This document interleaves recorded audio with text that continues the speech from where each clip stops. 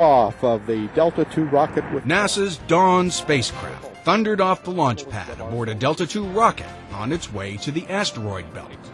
There, between Mars and Jupiter, the spacecraft will survey two very different asteroids.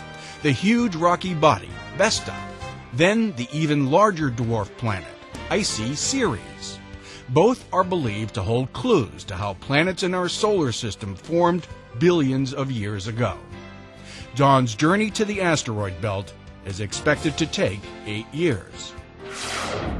Space Shuttle Discovery was rolled over to the Kennedy Vehicle Assembly Building, where it was mated with an external fuel tank and solid rocket boosters. The orbiter will deliver crew and cargo to the International Space Station on STS-120. The cargo is the Italian-built Node 2 module, Harmony. The module will be the interconnecting port and passageway to future science labs and cargo spacecraft at the station. Harmony also will increase the living and working space on the complex and will be used outside as a work platform for the station's robotic arm. Discovery's launch to the International Space Station is targeted for the morning of October 23rd. Meanwhile, the Expedition 15 crew took a short spin aboard the Soyuz spacecraft docked with the ISS. Expedition Commander Fyodor Yurchikhin, Soyuz Commander Oleg Kotov, and Flight Engineer Clay Anderson flew from the docking port on the Zarya module to one on the Zvezda service module. Relocating the Soyuz makes the Zarya port available for the October 12th arrival of the Expedition 16 crew and its Malaysian spaceflight participant. The Stennis Space Center is ready to begin development testing for the J2X engine that will power the upper stage of the Constellation program's Ares 1 crew launch vehicle. A unit that powered the Apollo J2 engine has been installed at the A1 test stand, and Stennis engineers will test its components to see what improvements can be made to the J2X's power unit. The Constellation program is developing a new generation of launch vehicles that will replace the space shuttle and carry humans back to the moon.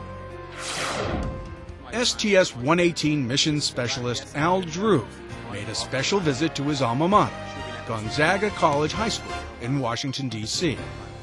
Drew showed students highlights of his recent flight to the International Space Station aboard Space Shuttle Endeavour. He also answered questions about his time in space. Much of what you do in life takes teamwork, and it's just not about you. For me, the initial thing was me going out trying to satisfy my personal ambition to go into space. But as I got closer and closer to the actual launch date, it finally occurred to me, this isn't about me at all.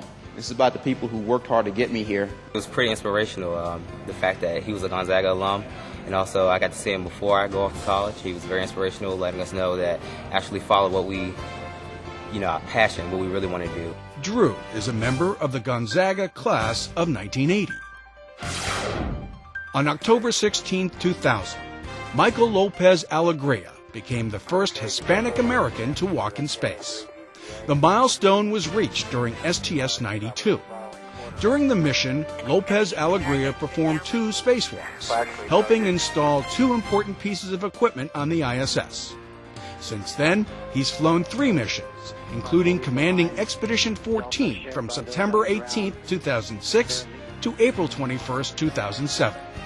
Those 215 days gave Lopez Alegria the record for the longest space mission of any American astronaut.